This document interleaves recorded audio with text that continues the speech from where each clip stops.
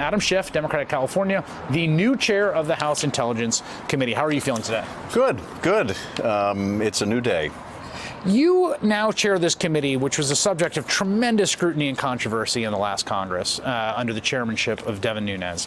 So the first question, I guess, is there was a formal inquiry that committee convened and released a report by the majority saying there was no collusion, nothing really to see here. What do you do now? Do you restart the inquiry?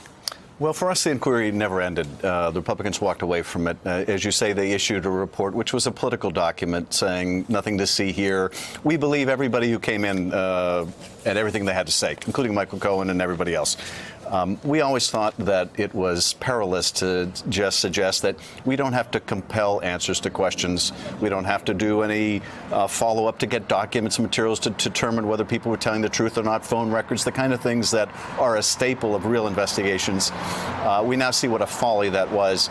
But we, for our part, when the Republicans walked away and decided they were going to devote their entire time to investigating the investigators, kept our work going. And so we kept bringing witnesses in. It was hard because we couldn't compel them.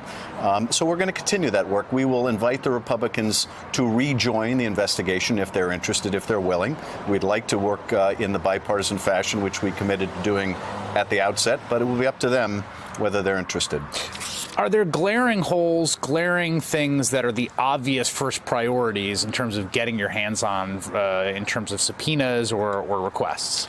There are, and I've held up this example before because it's such a graphic illustration of the kind of investigations the Republicans were leading and where they fell short. We know in the run-up to this meeting at Trump Tower that there were phone calls going back and forth between Trump Jr.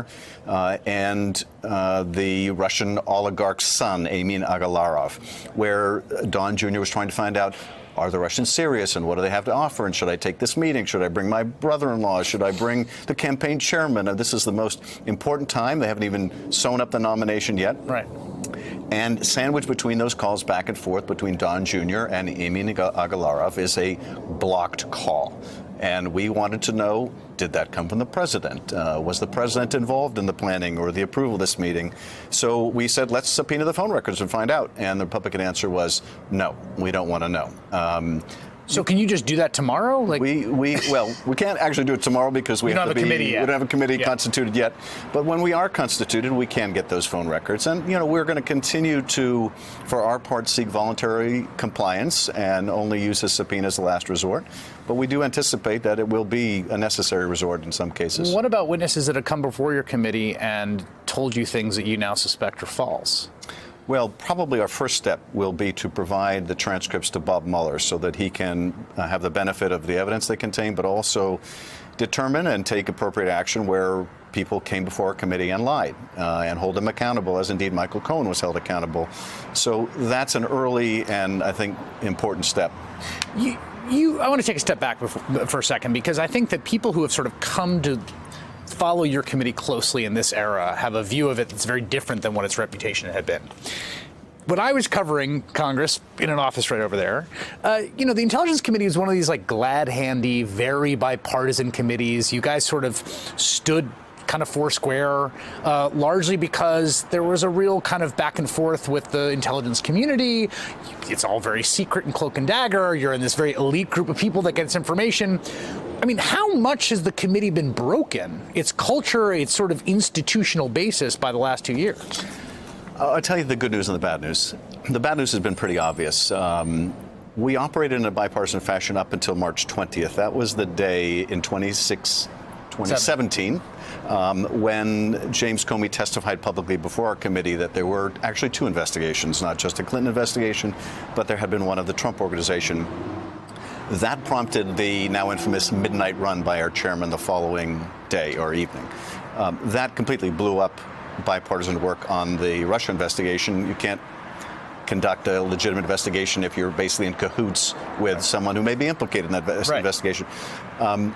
The good news is that notwithstanding all of that dysfunction on the Russia investigation, we continued to do the work that you were familiar with about our committee before, which was the day job, the bread and butter, the oversight of these mammoth agencies, making sure they're funded appropriately and doing the work they should and maintaining people's privacy. And operating legally. And operating constitutionally and legally. And all of that we have continued to do in a nonpartisan way. Now, you don't see that. So you're able to, I mean, I guess the point there is what, from a sort of almost emotional human level, but institutionally, you're able to sort of like cordon those things off from each other. We have. And, Mr. Nunes and I think, made the decision without ever the need to discuss it. We were not going to let our differences on the Russia investigation impede the otherwise vital work of the committee. So here, then there's a broader question. It's a question I want to ask all of Democratic leadership. We're living right now through this era of a kind of both polarization, institutional norms unwinding, and I think maximalism increasingly be employed tactically, legislatively, okay? One of the big victories of the Republican Congress when they got the majority in 2010 was they used the debt ceiling default as a kind of threat to get an austerity legislation passed. It worked. It was incredibly reckless. It was unprecedented nearly.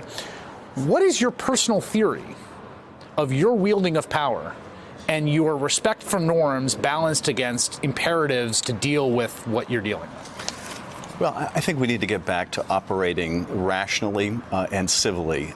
We have to stop holding the government and all of its employees and contractors hostage when you can't get the votes for your priority, whether it's a wall or anything else. So we need to get back to some rational order. We don't want to repeat the mistakes, the excesses, the over, zealous partisanship of the Republicans. I hear that all the time. But what if that's the way the world works now? What if you cannot unilaterally put Humpty Dumpty back together? I don't accept it, and I can't accept it. I think, we fight hard and we fight tough and smart for our priorities. But we also recognize there's something bigger than us, that we're going to come and go in this beautiful building behind us. And we have an obligation to the entire country and to its institutions. Right now, this is the most precarious time in my lifetime in terms of our republic.